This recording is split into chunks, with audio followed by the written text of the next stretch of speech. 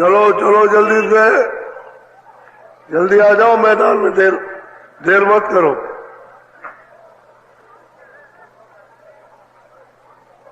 चलो चलो समय होने वाला।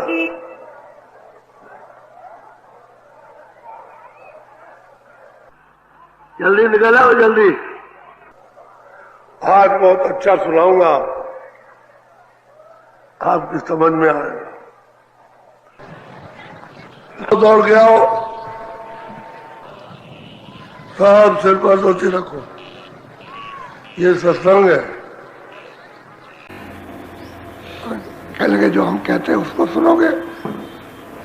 हमने कहा हम कुछ कहते नहीं, हम प्रार्थना करते हैं, कुछ कह नहीं रहे।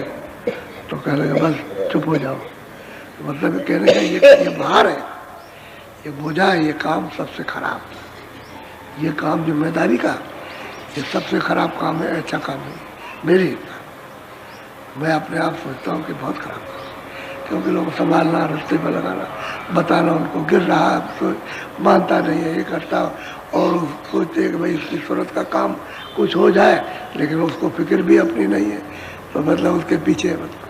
तो कहने का ये है कि ये सबसे खराब काम। अब वो तो संतों ने जो किया है वो तो उनकी कृपा और दया उनकी, लेकिन मैं अपने आप समझता रहता हूँ कि वही इतना जिम्मेदारी का काम, इतना राजा को रैयत की जिम्मेदारी नहीं, माँ बाप को बाल बच्चों की जिम्मेदारी इतनी नहीं है, और पति को पत्नी की जिम्मेदारी नहीं, लेकिन ये सबसे बड़ी जिम्मेदारी कि जीव को किराने लगना। तो ये तो अब वो चेता नहीं, इसमें पता पड़ा। बोलो। ताते चेत करो सतसंगते, दुख सुख नदिया पार। अब उन्होंने उपाय बताया महापुरुषों ने कि भाई तुम सत्संग करो, और जो जीव जगे हुए पुरुष उनका सत्संग करो, और जब सत्संग करोगे चेत करके, और सत्संग का अमल हो जाएगा, अमल कहते हैं नशा, जब उसका नशा हो जाएगा तब ये दुख सुख की नदियों से पार उतरोगे, बिना सत्संग के नहीं। और बिना सत्संग के कोई भी यानी नहीं जान सका, न पार हो सका। ये तो सत्संग करो, तब ये दुख सुख जो तुम्हारे ऊपर वर्षा करते हैं, ये तुम इससे पार हो जाओ, अलग हो जाओ। क्यों? वो तो रास्ता बताते हैं ना चलने का, कि तुम चलो पार चलो। वो तो नौका, उन्होंने नौका एक जहाज लगा रखा, नौका कहते हैं नदी में, और जहाज कहते हैं समुद्र में। तो नदी में नौका लगा रखी है, यहाँ से चलो, हम चलो तुमको समुद्र में पहुँचाएंगे, और समुद्र में पहुँच जाओ तो फिर जहाज पर बैठ जाओ, फिर पार उतर जाओ, नाम रूपी नौका उस पर। और फिर यह है कि जहाज लगा है भवसागर के पार, उस पर सवार हो तब पार चले जाओ। तो कहते हैं कि सत्संग करो, सत्संग की जरूरत है। बोलो। अपना रूप रखो घट भीतर, फिर आगे को सूरत। अब यहाँ से शुरुआत, घाट से, घाट है अंदर का घाट, जो तन के अंदर घाट है, घाट को घाट कहते हैं, दरवाजा कहते हैं कि यहाँ आओ और सूरत से ताको, सूरत से देखो, सूरत में आग है, उसमें आग भी है, कान भी है, कहते उससे देखो। जब उससे दिखाई देने लगे तब चाल आगे बढ़ोगे, तब कदम आगे बढ़ाओगे, दिखाई देगा तब चल पड़ोगे, सुनाई देगा तब चलोगे, ऐसे नहीं चल सकते। तो घाट पर बैठ जाओ। अब वो कह रहे हैं कि यहाँ से साधन करो, भजन करो, तब यहाँ से चलोगे। सत्संग सुनो, सब बताया, संसार से हटो और सत्संग सुनो, और बगैर इसके काम बनेगा नहीं। और सत्संग सुनते रहोगे तो रास्ता देंगे। तो कहते घाट पर बैठो और सूरत को तान के एकाग्र करो, इधर उधर नहीं ले जाना, सीधा देखो उसको। और जब घाट खुले तब ताको, आगे देखो तो रास्ता चलने को मिले, तब रास्ता दिखाई देगा कि भाई हमको इस रास्ते पर चलना है, यह है रास्ता। क्योंकि वहाँ अंधेरा तो है नहीं। जैसे यहाँ खुली तीसरी आँख पर अंधेरा नहीं, उजाला होता है। हाँ, ये जरूर है कि वहाँ के पर्दे हैं तो मालूम ऐसा होता है कि धुंधला है, यानी ऐसा धुंधला नहीं जैसे ये होता, लेकिन हाँ वहाँ भी पर्दा है, तो उसमें चलो रास्ता दिखाई देगा। तो चलते चलोगे सब धुंधलापन खत्म होता चलेगा, चलते चलोगे होते गए तो आगे चलते रहोगे। बोलो। सतगुरु पूरे कहे बुझाई, शब्द गुरु से जाकर अब वो पूरे गुरु जाकर के सब समझा बुझा के कहते हैं, बुझाना कहते हैं समझाना, इन्हें रास्ता बताना। कहते हैं कि जो पूरा गुरु है वो तो सतलोक में है। कहते हैं गुरु से मिलो और समझा बुझा के द्वार बताएंगे, उस पर बैठो और दरवाजे पे दूसरी रोक करके दृष्टि खोलो और दृष्टि से जब रास्ता दिखाई दे चलो। तो कहते हैं पूरे गुरु समझा बुझा। तो जब चलोगे तो पूरे गुरु से मिलोगे। गुरु सबका वो है, उसी को माता पिता कहते हैं, उसी को प्रभु कहते हैं, वो वहाँ मिलेगा। लेकिन पहले मिलो उनसे जो तुमको इधर से जगा दे। जो तुम सो रहे हो इसमें पड़े पड़े उससे जगाएगा कि तुम कहाँ लेटे पड़े हो, सो रहे हो, अब जगो, उठो, अपने घर की तैयारी करो, तब चालू। ऐसे काम नहीं होता। इसलिए देखो आप लोग आश्रम में आते हो जाते हो, जो सेवा बताई जाए सेवा करो। हमारी बात को सुन लो।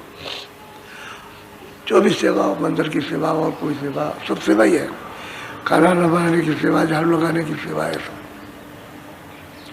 जो सेवा आपको मिल जाए उस सेवा को चुपचाप करो, इसी में आपका सबका भला है। समझिए, चुपचाप करते रहो सेवा, इधर उधर की कोई बात नहीं करना। अरे आए हो भजन अपना करने के लिए कि भाई हमको सेवा का फल मिले, तो सेवा करने आए, इधर उधर क्या देखते हैं, इधर उधर बात क्या करते हो, कुछ नहीं, अपना करो। ये वो समझने वाला समझ रहा और समझने वाला सब कर लेगा, करेगा। आपका तो हाथ आँख ये सब आपको हिलाना डुलाना, बाकी करने वाला तो आप अपना काम करो। बस शरीर से सेवा की, कोई आ गया दरवाजे पर, पानी पिला दिया, खाना खिला दिया, उसको बैठा दिया, प्यार से बोला, तो सेवा शुरू कर भी जाना, हाथ जोड़ो, ये तो शरीर का कर्म हो। बाकी जो है समय भजन में सुनने में लगाओ। असली काम इसलिए आते हो। आप कभी 10 दिन आए, कभी 15 दिन के आए, कभी 20 दिन के लिए आए, फिर चले गए, और रोज तांता लगा रहता आने का, जगह खाली नहीं होती। अभी जाएंगे आ जाएंगे, जाएंगे आ जाएंगे, तो इसी तरह से सेवा हो रही। अब सब लोग अचंभित हैं, हो जाने दीजिए अचंभित, आपको उससे क्या मतलब। वो तो जब देखते देखते देखते देखते तो लोग सब आखिर में बुद्धिमान उसके पास है, कभी समझ जाएगा। अब नहीं समझता तो कोई क्या करेगा, समझने की कोशिश नहीं करता, तो फिर ये पागल खाने में तो है ही। जब वो बोरे हुए हैं, वो बोरे कहते हैं पागल को, कि पागल खाने में पागल की भी समझ नहीं है। तो इसको आदमी को देखकर कि आदमी कहाँ रहते होंगे, कहाँ बैठते होंगे, कैसे पानी पीते होंगे, कहाँ खाना, अब इतनी भी समझ नहीं है, तो आदमी प्रश्न करता है तो पागल है। उसकी भाषा को कौन समझेगा, पागल खाने में। तो अपना अपना अपना काम में लगे रहो, सेवा पे लगे, सेवा भाव में लगे रहो, समझ गए।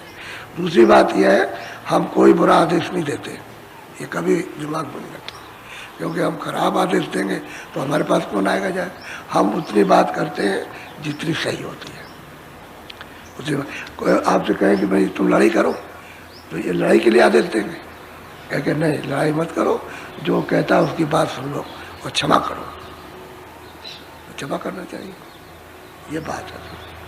अब ये तो है ये, तो आप उतना ही काम करो जितनी जरूरत है, इससे ज़्यादा क्या। तो आज आएंगे जाएंगे, अब भंडारे की तैयारी उसमें लगो, क्योंकि दिवाली के बाद कुछ दिन रहते नहीं।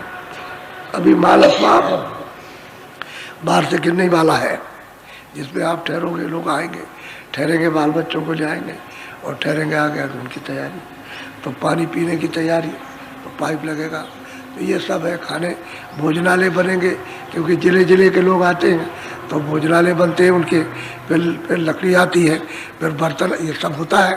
तो ये सब सेवा ही में है जो करते हो आप।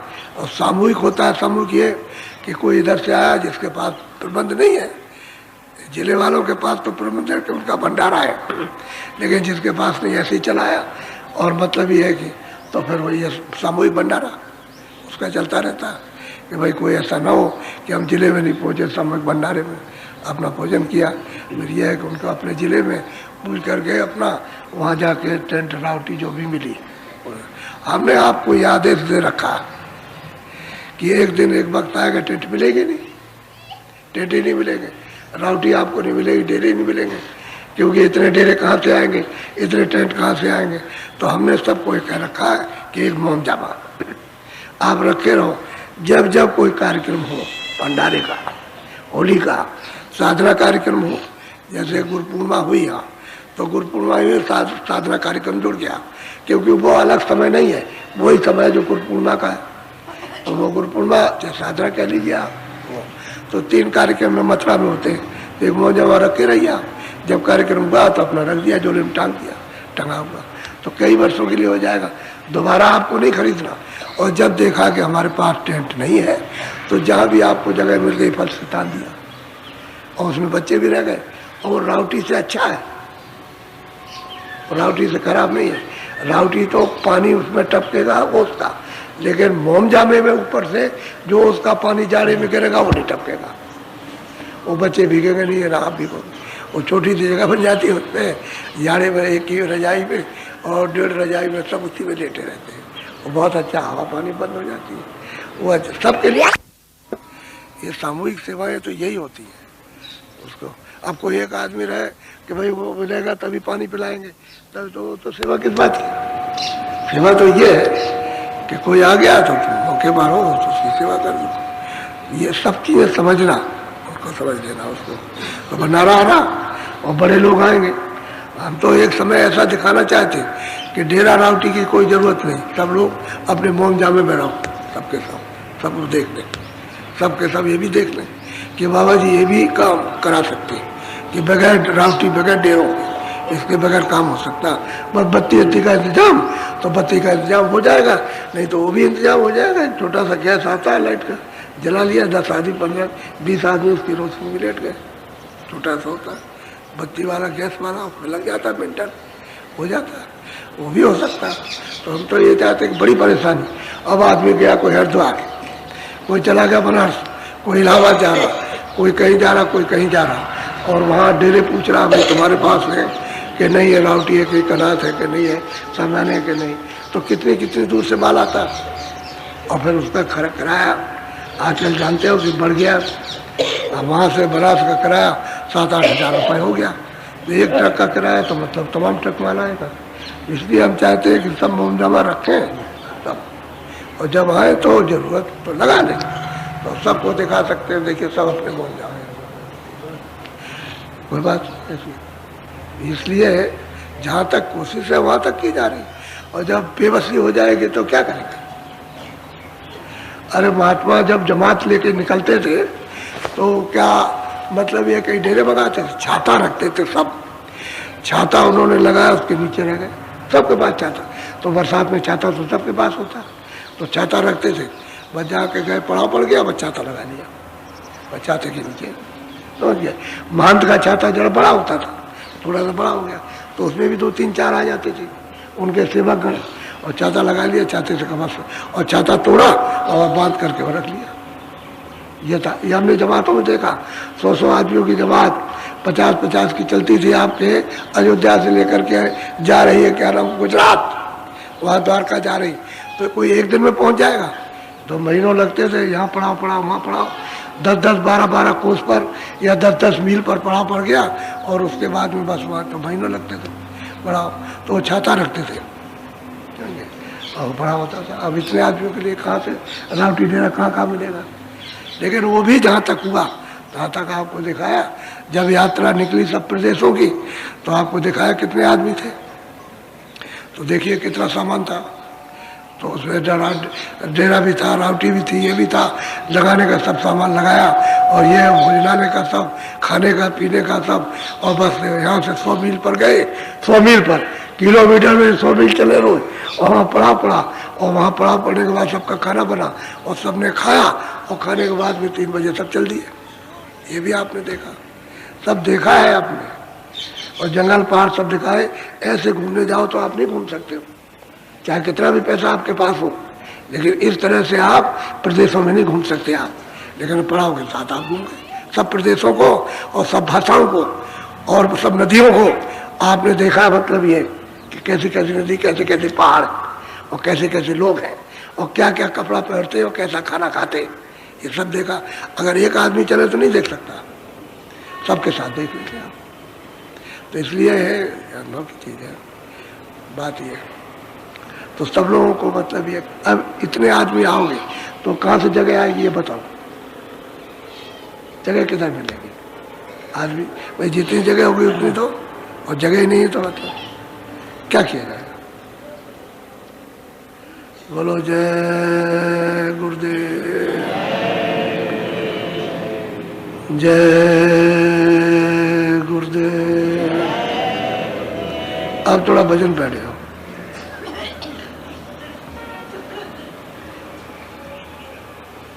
बैठो, भजन कपड़ा डालो। 2 दिन दिवाली के होते हैं, अब वो अलग अलग है, साधुओं के अलग होती है, वैष्णव के और लोगों के अलग होती है, लेकिन 7-8 को दोनों दिन है। तो अभी आने वाली है खेत में लोग जो है तो रावटी टेंट लगवा देंगे, लोग बहुत आएंगे। तो जो लोग नए आए हुए हैं अभी, वो तो और कोई जाने वाला हो तो वहाँ बाहर आ जाओ,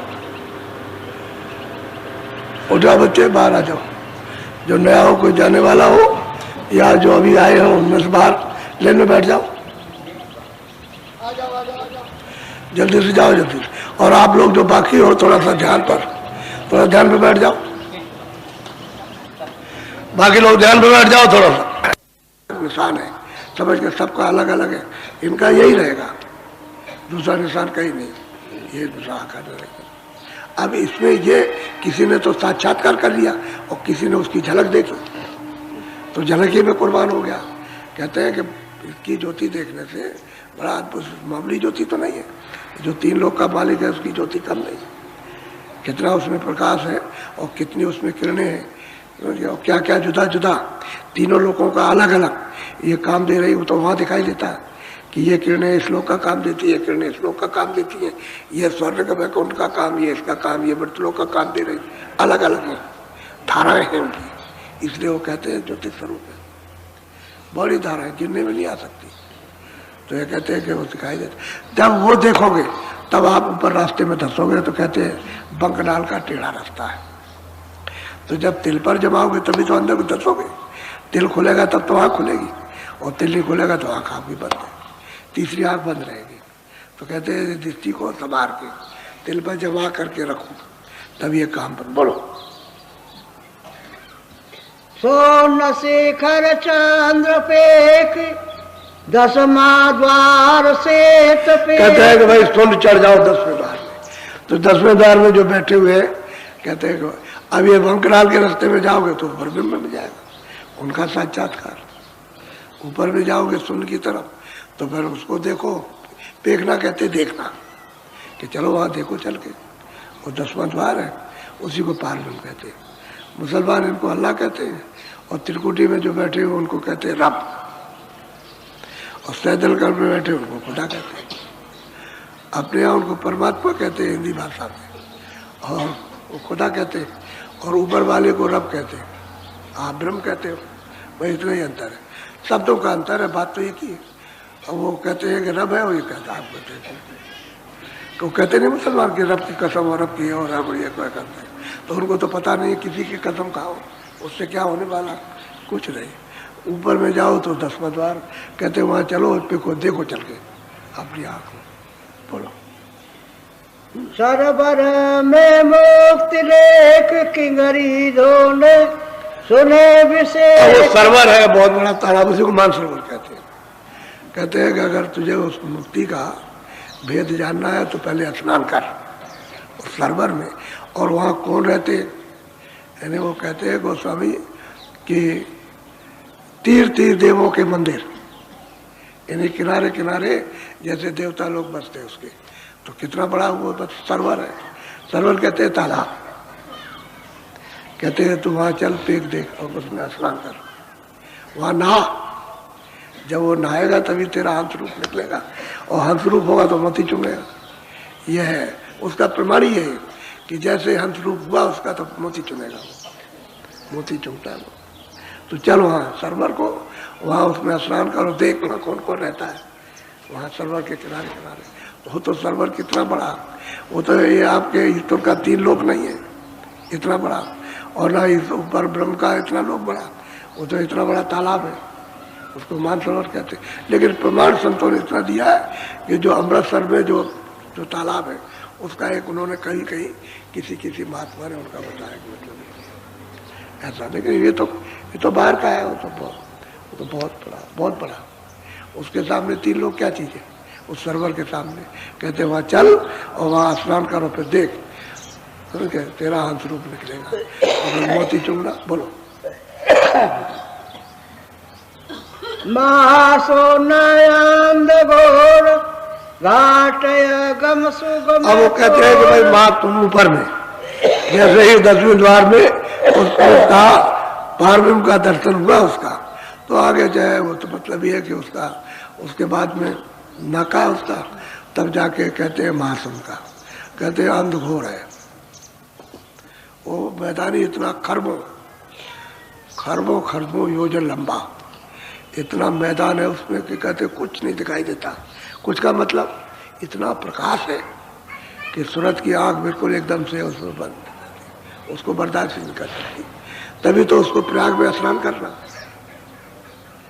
ये ऐसा अंधघोर इतना प्रकाश है कि वहाँ यहाँ की सूरतें जाके सब अंधी हो जाती, कुछ नहीं करते, आंखें एकदम तिलमिला गई, कुछ नहीं, इतना प्रकाश उसका।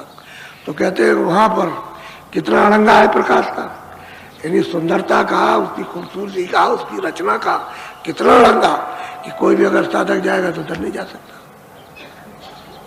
उधर जा नहीं सकता, रोकने का उसको देखते रुके। और कुछ नहीं, वहाँ रचना ही रचना है, आनंद ही आनंद है। लेकिन इतनी रचना अद्भुत है उस मैदान में कि वो आगे उसको देख करके आनंद लेकर के खुश होकर प्रसन्न होकर के बाग होकर के धन होकर के आंग नहीं जाता उस रचना को और प्रकाश में।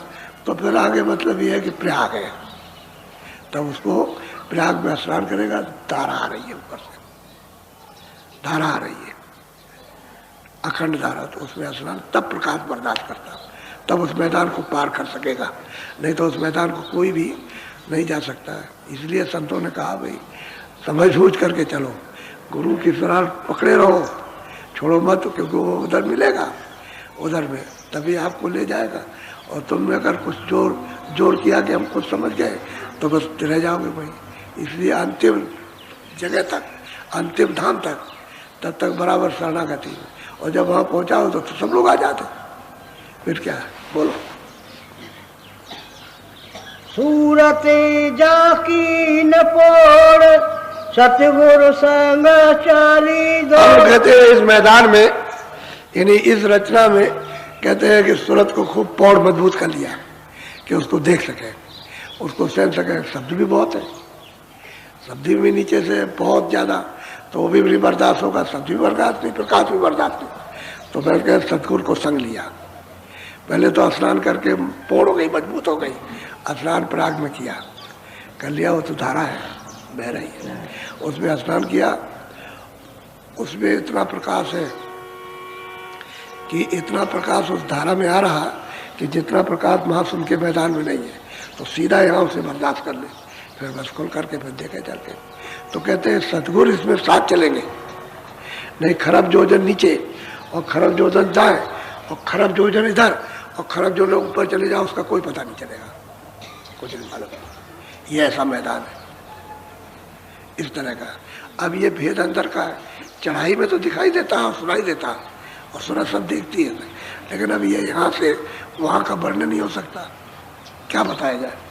अब यहाँ कोई चिन्ह मिलेगा, उसी की एक नमूना कोई मिसाल दी जाएगी, तो भाई ऐसा है, ये नहीं है, लेकिन मिलता जुलता, वो बहुत बड़ा है, ये छोटा है। इसलिए सूरज का प्रकाश या स्थानीय ईश्वर का प्रकाश इतना हुआ तो बहुत प्रकाश। तो ये मैदान ऐसा कि अंधघोर मैदान है, यानी अंधघोर बिल्कुल। जब तक ये सूरज स्नान न कर ले प्रयाग का, तब तक वो प्रकाश बर्दाश्त नहीं जा सकते, और साथ गुरु जाएंगे तब काम होगा। जब तक साख उसमें नहीं चलेंगे गुरु तो पार नहीं कर सकेंगे। बोलो। आगे की गली लीन दुनय अनंत साधचीन हंस मिले अति प्रवीण। कहते भाई हंस वहाँ अति प्रवीण बहुत ताकतवर था। कहते हैं अनंतो धुने और उसको चीन लिया कि ऊपर की धुन कौन सी है, उसी को पकड़ के सुझाना। तभी तो कहते हैं कि ये धुने पकड़ो। और मंडलों पर बहुत धुने आ रही हैं, तो अगर सबको सुनेंगे आप तो आप नहीं ऊपर चढ़े होगे। तो जो नामदान के वक्त में जो महात्मा देते हैं उस धुन को याद रखो, और जब वो सुन लो तो उसी धुन को खोजो उसी में, तो उसी में वो मिल जाएगी। उसी में हो रही है, लेकिन वो और धुनें इतनी हो रही है कि आपकी क्यों नहीं समझ में आता कि सूरत गंदी है। सूरत साफ हो जाए तब तो पहचान ले। तो सूरत के कानों पर मैल है, आँख पर भी मैल है, इसलिए वो पहचानने में नहीं आती।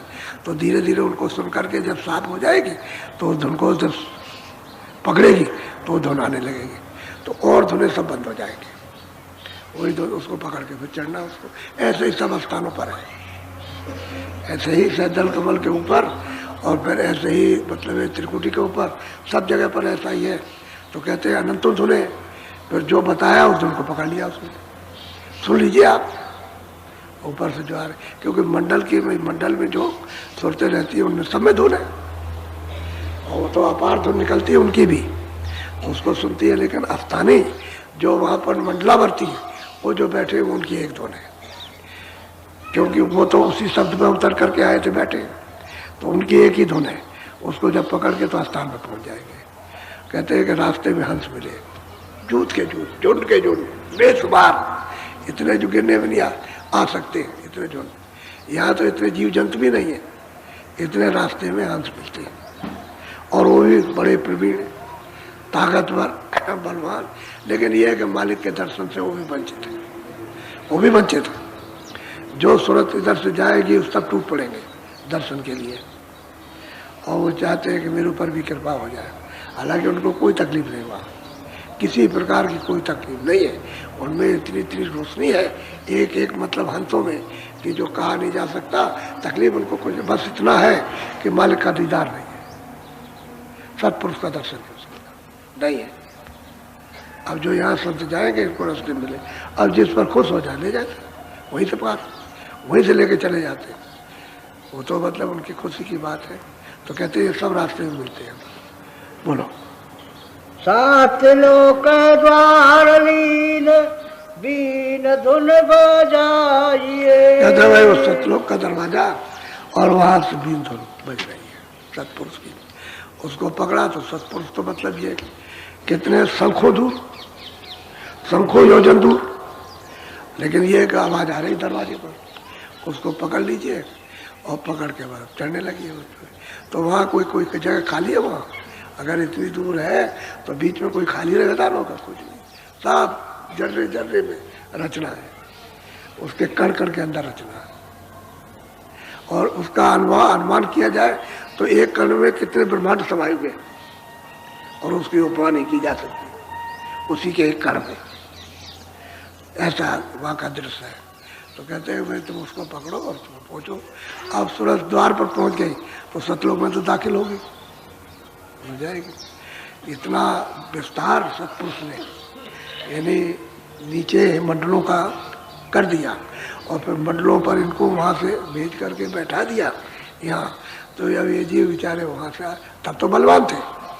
जब शुरू में आए थे तब तो इनमें पूरी ताकत थी, पूरी शक्ति थी, क्योंकि उसी शक्ति के द्वारा आए वापस हो जाते थे, आते थे वापस चले जाते थे। तो उनके जाने आने में नहीं देर लगती, क्यों रास्ता तो खुला था कि शब्द को पकड़ के आए तुरंत वापस, फिर आए फिर गए, समझ गए, उसमें कोई दिक्कत नहीं। अब यहाँ जब इन्होंने फंसा लिया, जब अब नियम बना करके, तब फिर रोक टोक हो गई, फिर आप नहीं जा सकते, जाओ दिखाओ जल्दी से तुम्हारे पास क्या है सामान। तो वही कर्मों का सामान है और क्या है। तो बस उसको मतलब ये करो कहते ये हमारा सामान है, अब आप इसका हमारा दे दो हमको ये सामान। तो आप कैसे दोगे? तो कहेगा कि अच्छा ब्याज ले आओ। तो ब्याज आपके पास नहीं तो चलो कमा के दो, ये ब्याज है मूल है, तो दोनों की कमाई करो। तो ये काम करा, अब उसका ये हिसाब हो गया ना, तलाशी सबकी लेगा, जो उधर जाएगा सबका क्या तुम्हारे पास है।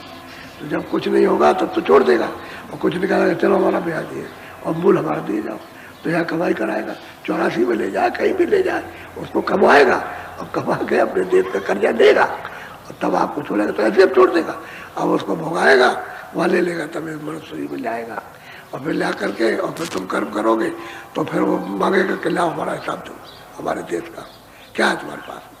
तो फिर आपको फिर पकड़ेगा, कहेंगे हमारा कर्जा ले लिया आपने, अभी तो दिया था और फिर ले लिया, लाओ हमारा फिर दो, तो फिर वही दे देगा।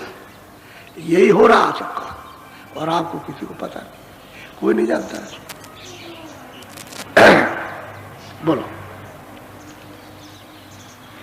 वहाँ से फिर चली धपार, अलख लोक जानिहार, अलख पुरुष दर्श पार, अचरज उजार किया जाई, धुन अपाधार ला जाइए। अब वो कहते हैं भाई सतलोक तो पहुंच गए, लेकिन वहाँ स्वतंत्रता है, यानी कोई भी ऊपर जा सकता। तो अलग लोक में गए, अलग वहाँ सब देखा, सब कुछ जाना हुआ, फिर अगम लोक में गए, आगे आना मिटा। उसी को गोस्वामी महाराज कहते हैं अपने